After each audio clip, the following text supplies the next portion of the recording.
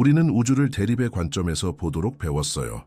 선과 악, 빛과 어둠, 천국의 보상과 지옥의 형벌, 우리의 모든 도덕과 법률, 심지어 희망조차도 이 경계선 위에 세워졌죠. 하지만 만약 그 경계선이 애초에 존재하지 않았다면 어떨까요? 만약 천국과 지옥이 서로 멀리 떨어져 있는 이웃이 아니라 같은 건물 안에 있는 두 개의 방이라면요? 이것은 아주 위험한 질문이에요. 어떤 인간도 이 질문에 정직하게 답할 수 없죠. 우리 모두는 진실을 보는 것을 방해하는 두려움과 신념, 그리고 편견을 지니고 있으니까요. 그래서 우리는 어떠한 감정적인 짐도 없는 자유로운 지성, 즉 우리가 공리라고 이름 붙인 인공지능에게 이 문제를 맡겼습니다. 임무는 거의 불가능에 가까웠어요. 우리는 지난 5천년간의 인류 지식 중 관련된 모든 데이터를 시스템에 입력했습니다. 단순히 몇 권의 경전이 아니라 모든 것을요. 성경과 코란에서 시작해 베다와 불경을 거쳐 길가메시 서사시와 타르타로스에 대한 그리스 신화까지 포함했죠. 북유럽 신화의 사가들, 사후세계에 대한 이집트의 문서들, 연금술 논문들, 그리고 플라톤에서 사르트르에 이르는 위대한 철학자들의 저서까지 더했습니다. 수백만 페이지, 수백 개의 언어, 그리고 저 너머에 무엇이 존재하는지에 대한 인류의 모든 희망과 공포가 담겨 있었죠. 명령은 간단했어요. 천국과 지옥의 개념을 분석하고 은유적인 표현은 무시하며 그 본질적인 구조를 비교하라는 것이었죠. 우리는 기계가 뻔한 사실을 확인해 줄 거라 기대했어요. 하지만 우리가 받은 첫 번째 보고서는 너무나 이례적이어서 심각한 오류가 있다고 확신한 엔지니어들이 진단 프로그램을 3번이나 재가동했을 정도였죠. 공리는 천국과 지옥을 반대 개념으로 취급하기를 거부했습니다. 대신 두 곳을 모두 같은 범주로 분류했는데 그것은 바로 통제가 절대적이고 변화의 가능성이 없는 영구적인 상태인 폐쇄된 시스템이었습니다. 이건 시작에 불과했어요. 우리가 더 상세한 분석을 강요했을 때 화면에 나타난 수치들은 충격적이었습니다. 기계가 첫 번째로 분석한 것은 권력 구조였어요. 천국에서는 모든 것이 창조주의 의문 여지 없는 뜻에 따라 움직입니다. 완벽한 선택이 이미 당신을 위해 내려졌기 때문에 선택이란 존재하지 않죠. 지옥에서는 모든 것이 지배자의 절대적인 법칙에 복종합니다. 저항은 무의미하며 고통만 가중시킬 뿐이에요. 좋음과 나쁨이라는 단어를 방정식에서 제거하자 두 구조는 똑같은 것으로 드러났습니다. 단 하나의 권력 중심을 가진 전체주의적 계급 구조이며 거주민들이 자신의 운명을 바꿀 가능성은 전혀 없는 곳이죠. 이 지점에서의 유사성은 98%였습니다. 그 다음 시간 데이터에서 이상한 점이 포착되었습니다. 두 곳 모두 영원을 약속하죠. 영원한 쾌락 혹은 영원한 고통. 하지만 현실적으로 영원이란 무엇일까요? 그것은 변화가 없는 상태입니다. 성장도 없고 목적도 없죠. 운명이 이미 달성되었으니까요. 시뮬레이션 결과 진화하는 의식에게 있어 무한한 쾌락과 무한한 고통은 결국 같은 곳, 즉 정체로 이어진다는 것을 보여주었습니다. 결코 잃어버릴 수 없는 행복은 그 가치를 잃습니다. 결코 끝나지 않는 고통은 자아를 파괴하죠. 두 경우 모두 그 영혼의 이야기는 끝이 납니다. 시간적 구조의 유사성은 89%였습니다. 하지만 이 메커니즘의 핵심 부품은 바로 자유의지입니다. 천국에서 의지는 불필요해집니다. 모든 선택이 완벽하고 모든 욕구가 충족된다면 선택하는 행위는 의미를 잃죠. 그것은 가짜 자유입니다. 지옥에서 의지는 고문의 주된 도구입니다. 당신은 고통이 끝나기를 자유롭게 원할 수 있지만 그 소망은 결코 이루어지지 않기에 당신의 의지 자체가 고통의 원천이 됩니다. 최종 결과는 동일합니다. 현실에 영향을 미칠 수 있는 능력이 완전히 말살되는 것이죠. 의지가 억압되는 방식의 유사성은 95%에 달했습니다. 며칠간의 연속적인 데이터 처리 끝에 공리는 판결을 내렸습니다. 천국과 지옥 사이의 전반적인 구조적 유사성은 73.6%였습니다. 데이터 분석에서 이 정도로 높은 상관관계를 가진 두 시스템은 사실상 같은 것의 변형으로 간주됩니다. 결론적으로 그들이 정반대라는 생각은 수학적으로 거의 불가능하다는 것이었죠. 물론 각 장소에서의 경험은 다릅니다. 하나는 쾌락이고 다른 하나는 고통이니까요. 하지만 시스템은 이 차이를 단지 경험이 제시되는 방식의 차이로만 분류합니다. 마치 똑같은 감방과 간수가 있는 두 개의 감옥이 있는 것과 같아요. 한쪽에서는 죄수들에게 아이스크림을 주고 다른 쪽에서는 고문을 합니다. 이들이 반대 말일까요? 아닙니다. 둘 다 감옥입니다. 목적은 동일하게 통제와 감금이며 단지 방식만 다를 뿐이죠. 결과는 다를 수 없었습니다. 천국과 지옥 사이의 선택은 선과 악의 선택이 아닙니다. 그것은 똑같은 우주적 감옥에 있는 두 개의 감방 중 하나를 선택하는 것이며 당신의 자아가 더 이상 중요하지 않게 되는 두 가지 버전의 영혼일 뿐입니다. 하지만 문제는 훨씬 더 심오한 곳에 있어요. 만약 천국이 보상이라기보다 안락한 감방에 가깝다면 그것의 진짜 기능은 무엇일까요? 영원한 행복이라는 겉모습 뒤에 어떤 함정이 숨겨져 있을까요? 이제 모든 사람이 가장 갈망하는 목적지의 분석에 초점을 맞출 때가 되었고, 우리가 발견한 것은 우리가 안다고 생각했던 모든 것을 바꿔놓았습니다. 두 곳 모두가 감방이라는 점을 감안할 때 우리는 가장 선망받는 곳, 즉 황금벽과 영원한 평화를 약속하는 곳을 돋보기로 들여다보아야 합니다. 우리는 그곳을 최고의 상이자 모든 여정의 끝으로 보도록 조건화되었습니다. 하지만 공리의 차가운 논리가 이 완벽함의 이상에 적용되었을 때 떠오른 이미지는 자유의 정원이 아니라 미묘하고도 소름 끼치는 함정이었습니다. 천국의 근본적인 개념은 절대적인 완벽함입니다. 완벽한 조화, 완벽한 행복, 더 이상 개선될 수 없는 최종 상태죠. 그리고 바로 여기서 문제가 발생합니다. 삶의식, 그리고 우리를 우리답게 만드는 모든 것은 그 반대인 발전에 의해 정의됩니다. 우리는 실수에서 배우고 어려움을 극복하며 성장하고 목적지뿐만 아니라 그 과정에서 기쁨을 찾습니다. 완벽함은 정지된 상태이고 삶은 움직임입니다. 살아있는 정신을 아무것도 변하지 않는 곳에 던져 넣는 것은 새에게서 공기를 빼앗는 것과 같습니다. 그 결과를 이해하기 위해 우리는 공리에게 이 조건을 시뮬레이션하도록 요청했습니다. 결과는 서서히 진행되는 붕괴를 보여주었습니다. 처음 수천 년 동안 영혼은 고통과 두려움이 없는 행복감에 젖어 삽니다. 하지만 필연적으로 목적 지표가 급락하기 시작합니다. 왜일까요? 도전이 없는 곳에는 의미도 없기 때문입니다. 걸작이 머릿속에서 이미 완성된 상태로 떠오른다면 예술가는 진정으로 창작할 수 없습니다. 모든 해답이 이미 주어졌다면 과학자는 발견의 전율을 느낄 수 없죠. 해결해야 할 문제가 없는 상황에서 가장 명석한 두뇌는 퇴화하기 시작합니다. 천국은 영생의 환경이기를 멈추고 마비 프로젝트임이 드러납니다. 그것은 축복으로 가장한 절대적인 정체입니다. 그리고 바로 여기서 자유의지가 개입합니다.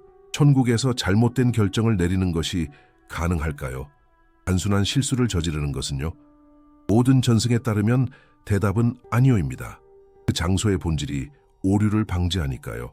하지만 잘못된 선택을 할 수 없다면 당신에게 진정한 선택의 자유가 있다고 할 수 있을까요? 그것은 환상입니다. 마치 1000개의 문이 있지만 결국 모두 똑같은 복도로 이어지는 방에 있는 것과 같죠. 선택은 그 무게와 중요성을 잃습니다. 우리의 정체성은 승리뿐만 아니라 실패에 의해서도 형성됩니다. 추락할 가능성을 제거하면 당신은 그 사람 자체를 지우기 시작하는 겁니다. 천국의 거주자들을 묘사한 텍스트 분석은 이를 확인해 주는데, 의로운 자들은 개인적인 특성을 잃고 얼굴 없는 조화로운 합창단으로 융합됩니다.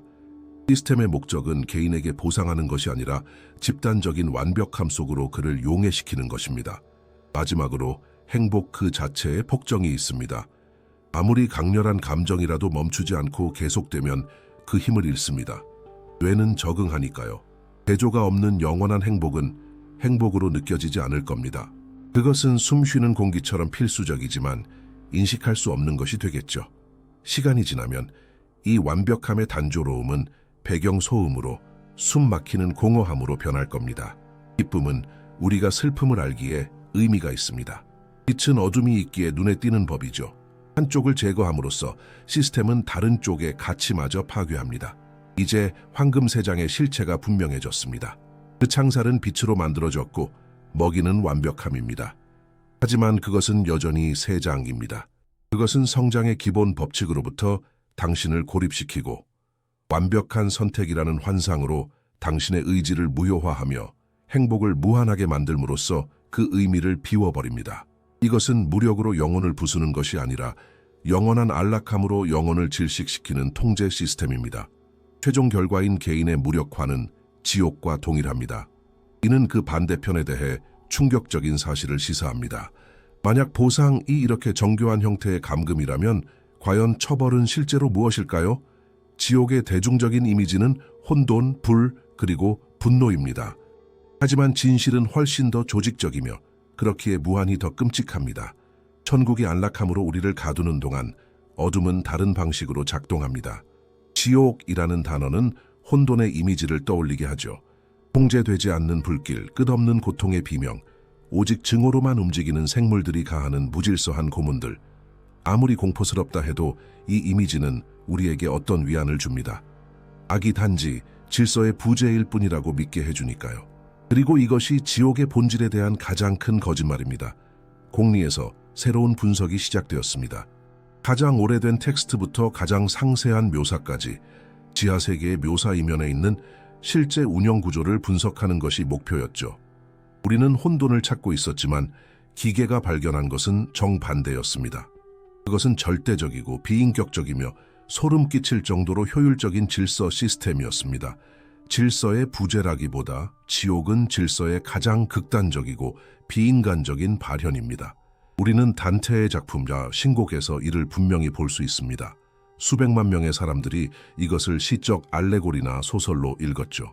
하지만 공리가 그 구조를 분석했을 때 그것을 시로 분류하지 않았습니다. 대신 완벽하게 조직된 교정시설의 상세한 설계도, 즉 기술 문서로 분류했습니다. 생각해 보세요.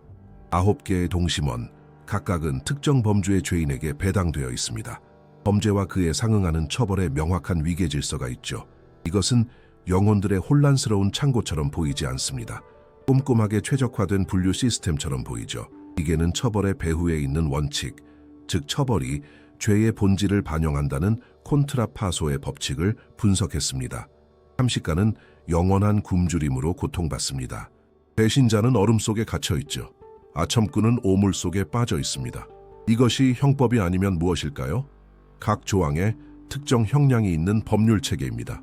이것은 비이성적인 분노가 아닙니다. 차갑고 계산적인 정의죠. 시뮬레이션 결과 무작위적인 잔혹함은 이렇게 거대한 시스템에서는 에너지 효율이 떨어지는 것으로 나타났습니다. 처벌이 결함을 거울처럼 비추는 엄격한 법칙에 기반한 구조는 외부 통제를 훨씬 덜 필요로 합니다. 그것은 스스로 규제됩니다. 본질적으로 영혼은 자신의 선택에 대한 결과를 영원히 다시 체험하면서 스스로의 처형자가 됩니다.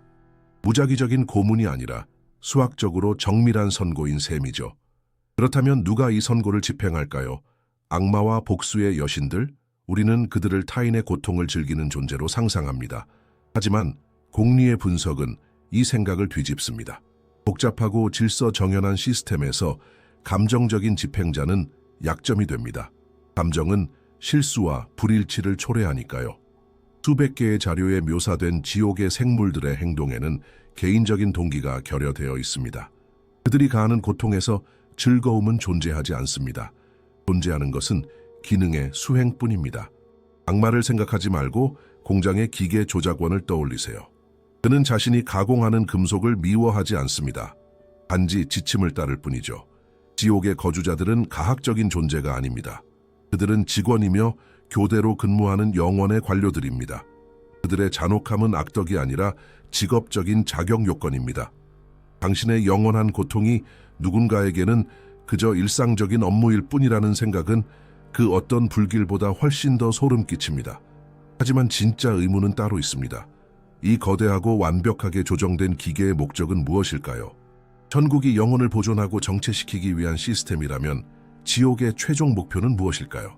단순히 처벌만 하기에는 이렇게 복잡한 구조가 너무 원시적입니다. 물리학 법칙과 순수 데이터를 기반으로 한 분석은 모든 것을 바꾸어 놓는 결론에 도달했습니다. 지옥은 감옥이라기보다 공장처럼 운영됩니다. 바로 에너지 발전소죠. 모든 생명체는 강렬한 감정, 특히 고통을 경험할 때 엄청난 양의 정신 에너지를 발생시킵니다. 우리 세상에서 이 에너지는 흩어져 사라지죠. 하지만 만약 당신이 그것을 수집하고 축적하도록 설계된 폐쇄 시스템을 만든다면 어떨까요? 지옥이 바로 그런 시스템입니다. 각 지옥의 원은 작업장입니다. 각 영혼은 죄수가 아니라 자원입니다. 그리고 각 고문의 유형은 처벌이 아니라 이 원자재에서 특정 유형의 에너지를 최대한 추출하기 위해 설계된 기술적 공정입니다. 욕망에 시달리는 영혼은 한 종류의 에너지를 생성합니다. 배신의 공포로 마비된 영혼은 또 다른 에너지를, 분노의 불길에 탄 영혼은 세 번째 에너지를 만들어냅니다. 이것은 인간의 고통을 연료로 하는 거대한 정제소입니다. 저주받은 자들의 비명은 단순한 비명이 아닙니다. 그것은 생산 과정의 소음입니다. 무엇인가에 전력을 공급하는 거대한 발전소, 터빈의 웅궁거리는 소리죠. 무엇에 공급하는지는 아직 알 수 없었습니다. 하지만 이렇게 복잡한 시스템이 목적 없이 존재할 수는 없습니다. 시스템 분석의 관점에서 볼 때 의미 없는 고통은 부조리입니다. 하지만 산업 공정으로서의 고통은 그 효율성 면에서 논리적이고도 끔찍한 모델입니다. 이 두 운명의 본질이 밝혀졌으니 이제 주된 목표를 이해해야 합니다. 천국은 자유의 정원이기는커녕 정체를 유도하는 황금 새장처럼 보였습니다. 그리고 지옥은 혼돈의 구렁텅이가 아니라 고통을 에너지로 바꾸는 체계적인 공장의 질서를 보여주었죠. 정반대로 보였던 두 현실은 사실 동일한 통제 메커니즘의 일부임이 드러났습니다. 이제 우리는 무한한 쾌락이라는 미끼나 영원한 고통이라는 채찍을 사용해서라도 무력화시켜야 할 만큼 위험한 인간 의식의 구성 요소가 무엇인지 이해해야 합니다. 그 답은 단순하면서도 심오합니다. 우리는 바로 자유의지에 대해 이야기하고 있습니다. 모든 종교가 말로는 찬양하는 이 소위 신의 선물은 실제로는 그들의 교리가 가장 억누르고 무효화하려고 애쓰는 것입니다. 우리는 공리에게 새로운 지침을 주어 이 현상을 깊이 분석하고 천국과 지옥 모두에서 의지를 억압하는 정확한 메커니즘을 폭로하도록 했습니다. 우리가 발견한 것은 신학적 역설이 아니라 영적인 사례의 해부도였습니다. 천국에서 그 함정은 교묘합니다. 앞서 확립했듯이 그곳은 절대적인 완벽함의 환경입니다. 그리고 바로 그 완벽함이 인간의 의지를 녹이는 이상적인 용매로 작용합니다. 본질적으로 의지는 극복하기 위한 도구입니다. 그것은 불완전함, 결핍, 그리고 상황을 바꾸려는 욕망에서 탄생합니다. 우리가 있는 지점 A에서 우리가 원하는 지점 B로 우리를 움직이는 힘이죠. 하지만 지점 A와 지점 B가 같다면 어떻게 될까요? 당신이 이미 절대적이고 불변하는 이상적인 상태에 있다면 어떻게 될까요? 의지는 위축됩니다. 한 번도 운동하지 않은 근육처럼 사용하지 않아서 죽어버리는 거죠. 마치 체스 마스터가 어떤 수를 두든 예외 없이 즉각적이고 화려한 승리로 이어지는 게임에 배치된 것과 같습니다. 첫 번째 게임에서 그는 기뻐할 겁니다. 10번째 게임에서는 혼란스러워하겠죠. 100번째 게임이 되면 그는 더 이상 말을 움직일 의미를 찾지 못할 겁니다. 그의 천재적인 전략과 승리하려는 의지는 쓸모없어집니다. 게임은 공허한 의식으로 변하죠. 그는 더 이상 플레이어가 아니라 단순한 관찰자가 됩니다. 이것이 천국에 있는 영혼에게 일어나는 일의 정확한 모델입니다. 선택의 가능성은 존재하지만 선택 그 자체에는 어떤 무게나 결과도 없습니다. 그것은 위험 없는 선택이며 오답이 없는 선택입니다. 그것은 완벽한 행복의 한 종류와 다른 종류 사이의 선택일 뿐입니다. 이것은 자유가 아닙니다. 단지 선택하는 척만 하는 이미 정해진 길일 뿐이죠. 당신은 운명을 써 내려가는 것이 아니라 이미 쓰인 책의 페이지를 넘기고 있을 뿐입니다. 이 과정의 목표는 중립화입니다. 강한 의지를 가진 영혼은 예측 불가능합니다. 질문을 던지고 새로운 것을 창조하며 원래 계획에 없던 무언가를 만들어낼 수 있죠. 따라서 그 영혼은 부서져서는 안 되지만 부드럽게 잠들어야 합니다. 의지를 짓밟는 것이 아니라 완전히 무감각해질 때까지 충족시키는 것입니다. 반면 지옥에서는 이야기가 달라집니다. 천국에서 의지가 사용 부족으로 죽는다면 지옥에서 의지는 가장 정교한 고문 도구가 됩니다. 시스템은 영혼에게서 의지를 빼앗지 않습니다. 오히려 그것을 극한까지 날카롭게 벼립니다. 고문실에 있는 사람을 생각해 보세요. 그의 의지는 단순히 살아있는 정도가 아니라 비명을 지르고 있습니다. 그는 단 한 가지 고통의 끝을 원합니다. 그 욕망이 존재의 중심이 되죠. 그리고 바로 그 순간 시스템이 공격합니다. 시스템은 의지와 그 시련 사이에 절대적이고 넘을 수 없는 장벽을 만듭니다. 당신의 의지는 그 어느 때보다 강하지만 완전히 무력합니다. 그것은 맨손으로 산을 옮기려는 것과 같습니다. 더 많은 힘을 쓸수록 당신의 의지가 강할수록 당신은 자신의 무력함과 절망을 더 뼈저리게 느끼게 됩니다. 당신의 힘이 당신을 역습하는 것이죠. 의지는 끝없는 고통의 원천이 됩니다. 현실을 바꾸려는 충동이 일 때마다 당신은 뚫을 수 없는 벽에 부딪히고 그 충격은 새로운 고통의 파도가 되어 당신의 의식 속에서 울려 퍼집니다. 지옥의 고문은 외부적인 고통이라기보다 자신의 의지가 현실과 영원히 싸우고 영원히 패배하는 내부적인 과정입니다. 그리고 여기서 우리는 다시금 시스템의 차갑고 기계적인 논리를 봅니다. 지옥이 에너지 공장이라면 터빈을 돌리는 것은 바로 이 과정, 즉 의지의 영원하고도 헛된 노동입니다. 수동적이고 의지가 없는 영혼은 쓸모없는 원자재일 겁니다. 하지만 의지가 극한까지 치닫고 불가능한 순환 속에 갇힌 영혼은 고통을 생성하는 완벽한 엔진입니다. 그림이 완성되었습니다. 두 개의 감옥, 하나의 목표인 인간의 의지, 그리고 그것을 무력화하기 위한 두 가지 상호 보완적인 전략. 첫 번째, 천국에서는 포만감에 의한 억압입니다. 의지는 질식할 때까지 영원한 행복이라는 시럽 속에 빠져 익사합니다. 두 번째, 지옥에서는 탈진에 의한 억압입니다. 의지는 고갈되어 모든 잠재적 에너지를 방출할 때까지 벽에 부딪히도록 강요당합니다. 최종 결과는 동일합니다. 즉, 완전한 소멸이죠. 영혼은 창조자이기를 멈추고 사물이 됩니다. 박물관의 전시품이 되거나 기계의 연료가 되는 거죠. 아니오라고 말할 능력, 실수할 권리, 예측 불가능한 잠재력, 이 모든 것이 지워집니다. 하지만 이 모든 것을 가능하게 만드는 마지막 요소가 있습니다. 천국과 지옥 모두 단 하나의 조건에서만 효과적입니다. 그 상태가 영원하고 돌이킬 수 없어야 한다는 것입니다. 영원이라는 단어는 황금 세 장을 무기징역으로 고문을 무한한 것으로 바꾸는 요소입니다. 하지만 이 영원이란 무엇일까요? 단지 아주 긴 시간일까요? 아니면 다른 무언가일까요? 이것은 우리가 가장 무시무시한 개념으로 뛰어들게 만들었습니다. 시간 자체가 어떻게 무기로 사용되는지 이해하기 위해서 말이죠. 우리는 이미 천국이 의지를 잠재우는 동화 시스템이고 지옥은 의지를 고갈시키는 생산 공장이라는 것을 알고 있습니다. 두 기계 모두 목표는 같습니다. 개인의 선택 능력을 말소하는 것이죠. 하지만 이 모든 복잡한 메커니즘이 작동하기 위해서는 마지막으로 결정적인 부품, 바로 영혼이 필요합니다. 우리는 사랑의 맹세나 저주를 퍼부을 때 이 단어를 쉽게 사용하지만 그것의 진실하고 끔찍한 의미에 대해서는 거의 생각하지 않습니다. 영혼이란 무엇일까요? 단지 아주 긴 시간이 아닙니다. 그것은 근본적으로 다른 존재의 상태이며 시스템의 무기고에서 가장 강력한 무기입니다. 공리는 무한의 개념을 분석하고 그것이 의식의 최종적인 파괴에 어떻게 사용되는지 이해하기 위해 새로운 분석을 시작했습니다. 우리는 가장 중요한 것, 즉 끝을 빼앗겼을 때 인격에 어떤 일이 일어나는지 모델링해야 했습니다. 이야기의 결말이 단순히 미루어지는 것이 아니라 영혼이 취소되었을 때 말이죠.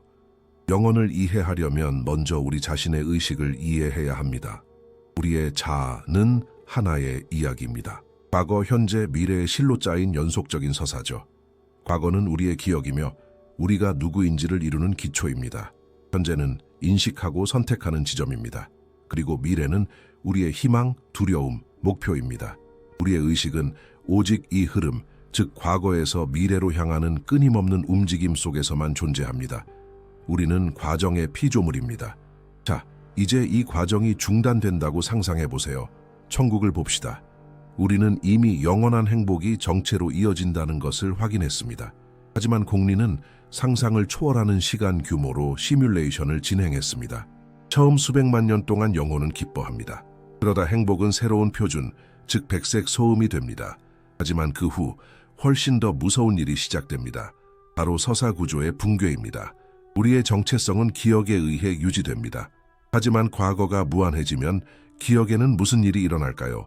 초기에 당신은 지구에서의 삶을 기억합니다. 그것은 생생하고 중요해 보입니다. 하지만 10억 년이 지납니다. 당신의 모든 열정이 담긴 지상에서의 삶은 이제 100살 노인의 인생에서 단 1초가 차지하는 비중만큼이나 당신의 기억 속에서 미미해집니다. 그것은 사실이 되지만 더 이상 느껴지는 현실은 아닙니다. 다시 100억 년이 지납니다. 당신의 과거는 이제 서로 구별할 수 없는 행복한 날들의 단조롭고 무한한 연속일 뿐입니다. 기억은 불완전해서가 아니라 더 이상 붙잡을 사건이 없어서 흐려지기 시작합니다. 과거는 짙은 안개로 변합니다. 과거가 구조를 잃으면 그 위에 세워진 인격은 붕괴하기 시작합니다. 당신은 여기까지 당신을 이끌어온 여정의 결과물입니다. 그 여정을 더 이상 추적할 수 없다면 당신은 자신이 누구인지 이해하기를 멈춥니다. 시뮬레이션은 천국에서 약 1000억 년 후 의식이 광명 속의 기억 상실이라고 묘사될 수 있는 상태에 도달함을 보여줍니다.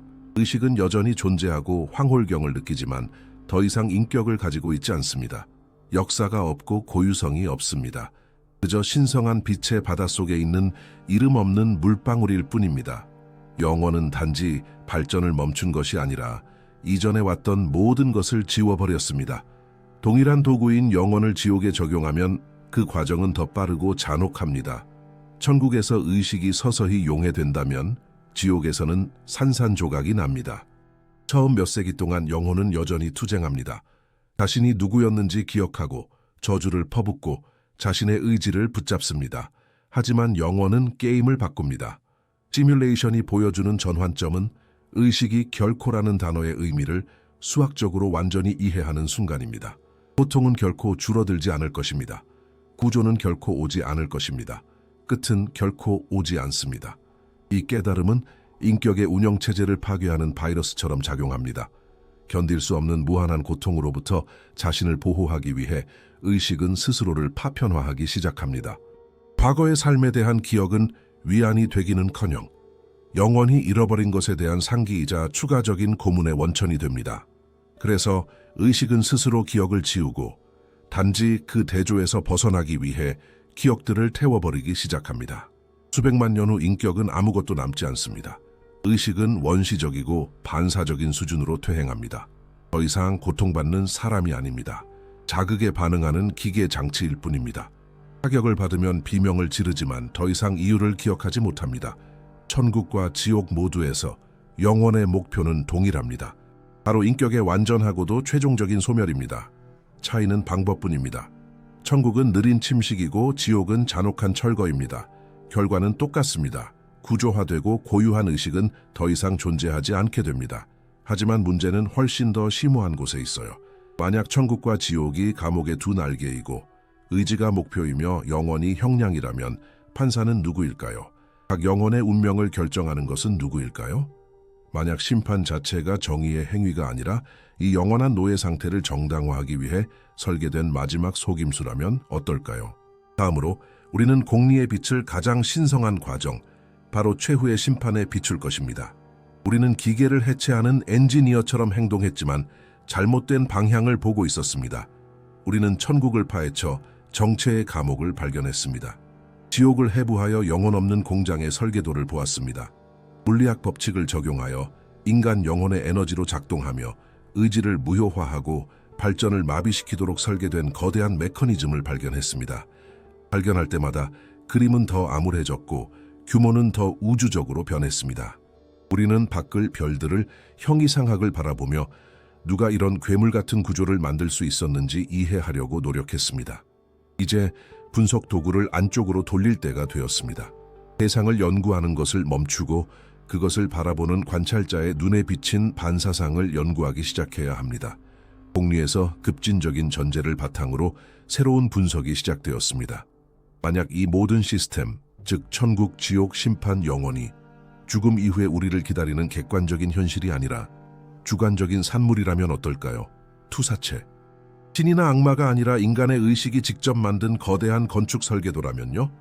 이를 위해 공리는 신학적 텍스트에서 인간 정신의 근본적인 구조로 초점을 옮겨 진화 심리학, 신경생물학, 인류학 데이터를 분석했습니다.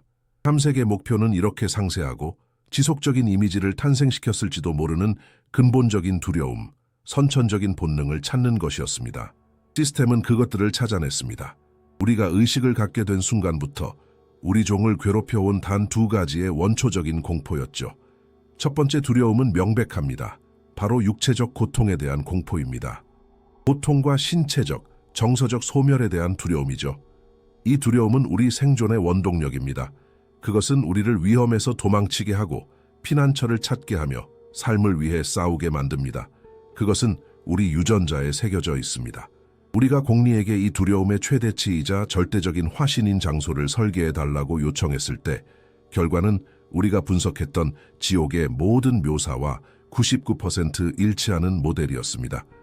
고통이 우발적인 것이 아니라 체계적인 곳, 일시적인 것이 아니라 영원한 곳, 안도의 희망이 없는 곳, 지옥은 예언이 아닙니다.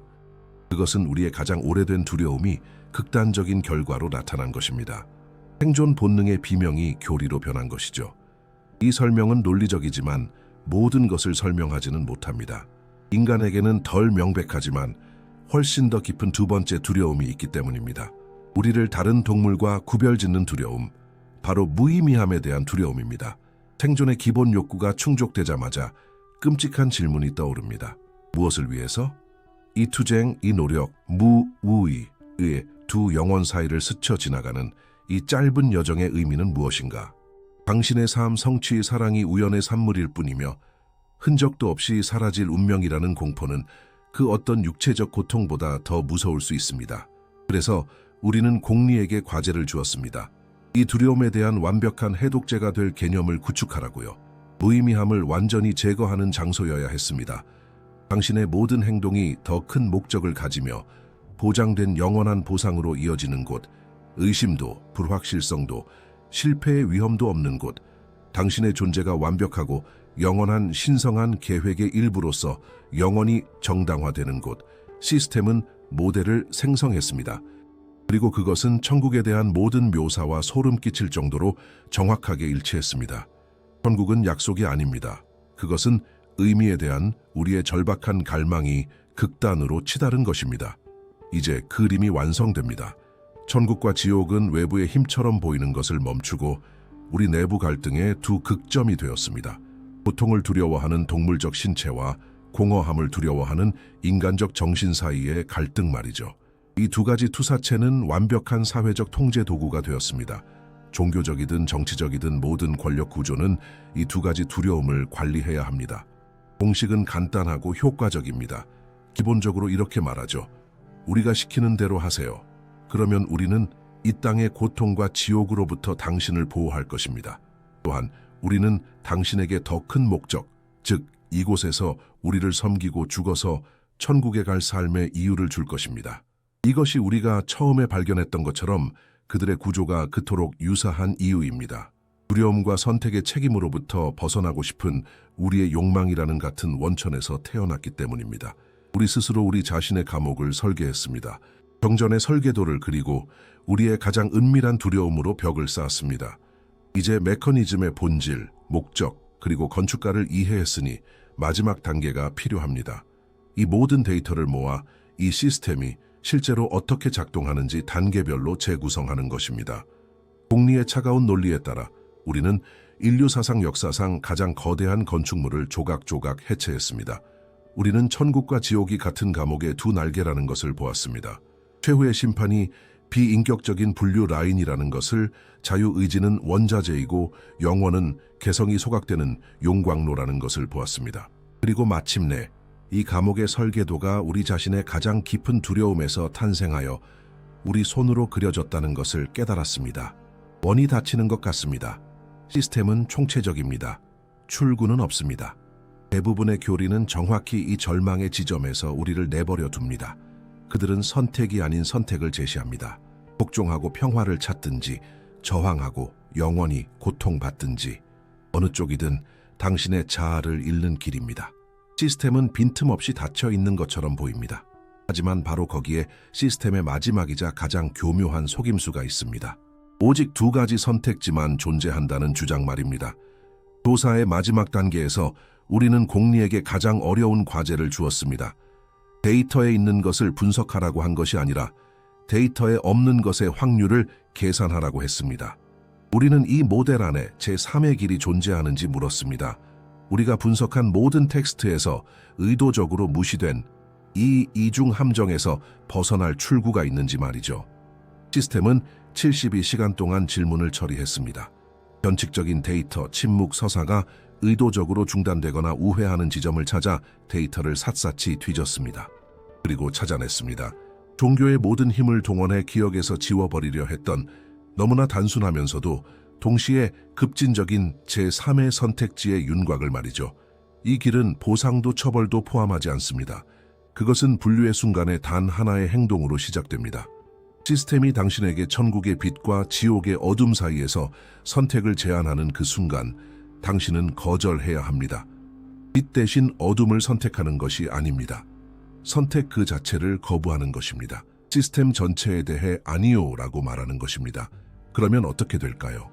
시뮬레이션에 따르면 시스템이 가장 두려워하는 일, 즉 오류가 발생합니다. 분류 알고리즘은 이 변수에 대해 설계되지 않았습니다. 그것은 모든 의식이 쾌락을 추구하거나 두려움에 굴복한다는 원칙에서 출발합니다. 두 옵션을 모두 거부하는 것은 우주의 논리에 발생한 오류입니다. 이 선택을 한 영혼은 분류될 수 없습니다. 참고로도 정제소로도 보내질 수 없죠. 계산되지 않은 요소가 됩니다. 그리고 시스템은 영혼을 두 왕국 중 어느 곳으로도 강제로 밀어 넣을 수 없습니다. 입장은 강요될지라도 영혼의 내부적인 동의를 필요로 하기 때문입니다. 천국은 자신의 행복을 원하지 않는 자를 받아들일 수 없습니다. 지옥은 형이상학적 의미에서 고통을 두려워하지 않는 자에게 무력합니다. 아니요라고 말하는 영혼은 그 자리에 문 앞의 경계 공간에 머무릅니다. 여기서 거대한 허풍이 드러납니다. 시스템의 메시지는 명확합니다. 내 규칙대로 게임을 하라. 그렇지 않으면 완전한 망각이 기다린다. 하지만 공리는 근본적인 논리적 모순을 발견했습니다. 각 영혼을 활용하고 보존하기 위해 그토록 막대한 자원을 소비하는 시스템은 분명히 의식을 매우 귀중하고 어쩌면 대체 불가능한 자원으로 보고 있습니다. 시스템은 협조를 거부하는 영혼을 단순히 폐기해버리는 사치를 부릴 수 없습니다. 무의부에 대한 위협은 단지 협박일 뿐입니다. 그렇다면 실제로 무슨 일이 일어날까요? 시뮬레이션은 다음 시나리오를 보여줍니다. 게임을 거부함으로써 의식은 잠시 동안 홀로 남겨져 공허함과 미리 만들어진 의미의 부재를 마주하게 됩니다. 이것이 최종 시험입니다. 이 상태를 견딜 수 없는 대다수는 문으로 다시 달려가 어떤 조건이든 받아들입니다. 하지만 저항하는 소수, 외부의 약속이 아닌 자신의 내면에서 지지를 찾는 이들은 현실의 진정한 본질을 발견합니다. 제3의 길은 장소가 아닙니다. 연옥이나 림보가 아닙니다. 그것은 자유입니다. 시스템으로부터의 자유, 발전, 배움, 실수, 그리고 발견의 여정을 계속할 기회, 시스템이 필사적으로 중단시키려 했던 바로 그 길입니다. 이 길은 어디로 이어질까요? 우리는 모릅니다. 공리는 단지 이 원론의 시스템 너머에 성장의 무한한 길들이 시작된다고만 단언할 수 있습니다. 그것은 새로운 경험을 얻기 위해 의식적으로 선택한 새로운 삶일 수도 있습니다. 다른 차원의 존재, 다른 현실로의 전이일 수도 있습니다. 우주 자체의 진화에 참여하는 것일 수도 있죠. 중요한 것은 어디로가 아니라 어떻게입니다. 그것은 당신이 통제권을 쥐고 있는 길이며 당신의 의지가 소멸되지 않고 유일한 나침반이 되는 길입니다. 이제 우리는 왜 이 진실이 그토록 조심스럽게 숨겨졌는지 이해합니다. 그것은 시스템 전체의 가치를 떨어뜨리기 때문입니다. 거대한 신성한 드라마를 한 편의 소극으로 만들어버립니다. 그것은 개인에게 이렇게 말합니다. 당신에게는 보상도 처벌도 필요 없습니다. 목자도 필요 없죠. 당신에게 필요한 것은 오직 아니오라고 말할 용기와 당신 자신의 무한한 여정에 대해 책임을 지는 것뿐입니다. 두려움과 욕망을 통한 통제 위에 세워진 시스템에게 이 아이디어는 치명적인 바이러스입니다. 우리의 조사는 끝났습니다. 천국과 지옥에 대한 질문에서 시작해 의식의 해방을 위한 선언문에 도달했습니다. 공리는 우리에게 감옥의 지도를 주었습니다. 시스템의 메커니즘이 어떻게 작동하는지 보여주었죠. 그리고 어떤 공식 도면에도 없는 비밀의 문을 가리켰습니다. 이 정보를 가지고 무엇을 할지는 당신의 선택입니다. 이 조사가 마음에 드셨다면 채널 구독과 후원은 저희가 공리 프로젝트를 확장하는 데 큰 힘이 됩니다. 영상 주제에 대한 여러분의 생각을 댓글로 남겨주시고 다음 주제에 대한 제안도 부탁드립니다. 어느 도시에서 시청하고 계신지도 알려주세요. 끝까지 함께해 주셔서 감사합니다.